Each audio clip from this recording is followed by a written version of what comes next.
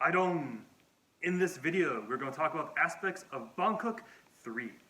Just like with our previous video, we're going to talk about two combinations, right? As well as one, again, aspect or again, concept that you've been introduced to before, but again, this is a nice instantiation of it. This time, however, I'm going to start with that aspect. So let's dive right into it. As you go through this form, you might notice there are some really different portions, right? It's almost like you kind of switch styles within the form. So again, change in tempo is something we've done as early as Sangsu 3, right? Like, oh, here, quick, dispatch, back, slow, right? Okay, so we have done that before, but this is a different style. Like this, you're fighting people differently within a single form. So let's take a look at two relatively short, not really that short, two combinations that I want to kind of use to instantiate this. So let's first take a look at the example one. Side note, I'm going to do this relatively slowly because if I go full speed, I'm going to run out of room really, really quickly. So this should be faster. I'm going to do it a little bit more slowly so I can first of all stay in frame and not just go off into the distance.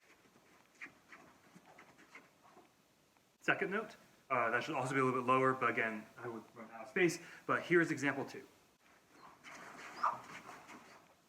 Very different, right? So one of them was I'm just like running at you, throwing techniques at you, trying to dispatch you. The other one was, again, more almost like dramatic, big cut, spin, cut, spin, cut. The techniques are very, very different texture to them.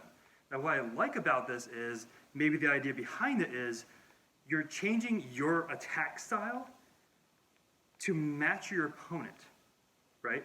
So for example, if I'm up against someone who is like very heavy on just like holding their ground here, doing that spinning combination, I'm just gonna run into them, right? I'm gonna be here, I'm gonna like pop, or I get stabbed in the back before I keep going. Versus someone who's like, here, and you just strike, strike, strike, strike. They're going to have to be like really more defensive and have to kind of change their game because you're bull rushing them with different techniques from all over the place. So they have to eventually kind of either succumb or have a really good counter to your very first attack, which you can do, but that's boring. It's like, okay. Versus someone who's kind of like flighty, right? And I've sparred many people like this.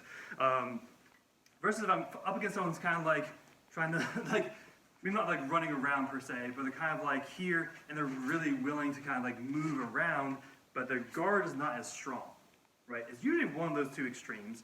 That is going to be really good against, again, this spinning thing. So again, spin, down, and all fun stuff. That's going to be like really forcing them to be on the defensive and kind of like honing them into one area as opposed to merely doing this. Because if I do this, they're just going to move that way, right? Whereas if you spin, you can actually use, again, the fact that your bigger arching motions to still be able to hit them somewhere along that arc. That's kind of like a fun little example, right? Of, again, noticing what would work against that particular opponent, not just technique-wise, but style-wise. So that's pretty fun. The next example is going to be really good for when you're just really tight, right? So when people are all over you, so this is exactly what you'd want to do if you have that image in number 2, where you're kind of coming in on all directions, and use that vertical cut to kind of like keep people backing off. This is nice to get a really big arch. So what we're going to do is the I was going to call it like the Clover Attack, because like kind of like clovers, whatever. We're going to actually use, again, four crosscuts to actually get your distance, right? So if we're here, all we're going to do is, again, turn, check, right? So all you're going to do is really try to get everyone to back off, right? And this is, I know it might look a little bit silly, right? But it's actually as effective as you can probably imagine. Here, you're going to, again, talking about that concept from before, natural end. So I could try to keep going this way. Instead, I'm going to use my hip and my step to turn with it. Again, turn with it, and then now that I'm here, I'm going to go after this one person. So this is really fun because, again, it plays on that concept we talked about with going to the full extent of our cut, as well as, like, okay, like, well, this was like our biggest clear so far, right now is in Sangsu 9. this is even bigger. This gives you even more space with a lot more stability, right? This, I'm very, very dependent on that 1 foot. A similar combination in Ghetto 5 is this one, but again, dependent on that 1 foot.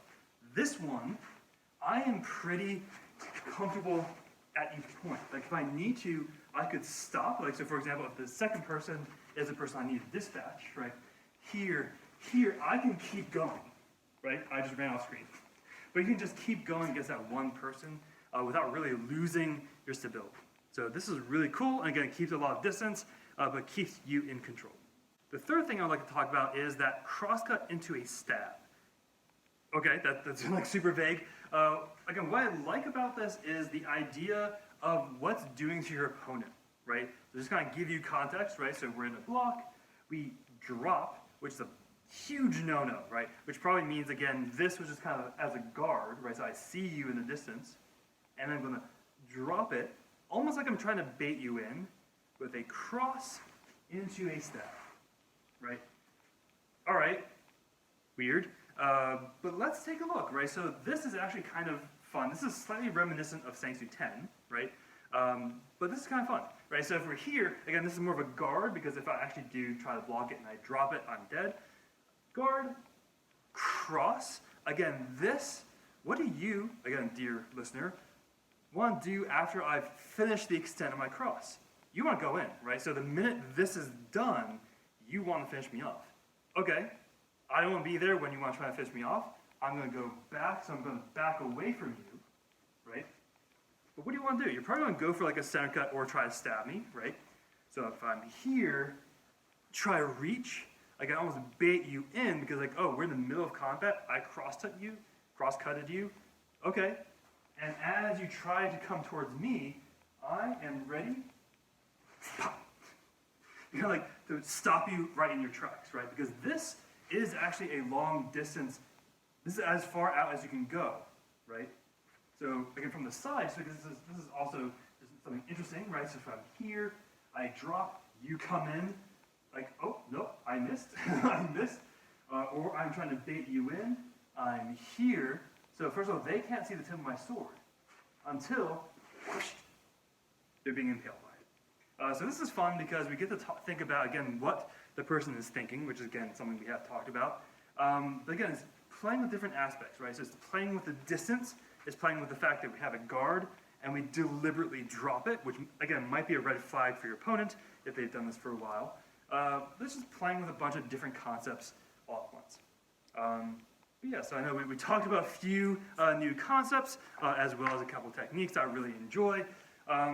Again, go through these. Again, think about the aspects we talked about in the previous 2 videos. Again, go into your extreme. Again, changing the circumstances around your extreme in order to keep going, which is obviously something we just talked about with the 4 crosscuts. But also just keep enjoying just the raw power of this form.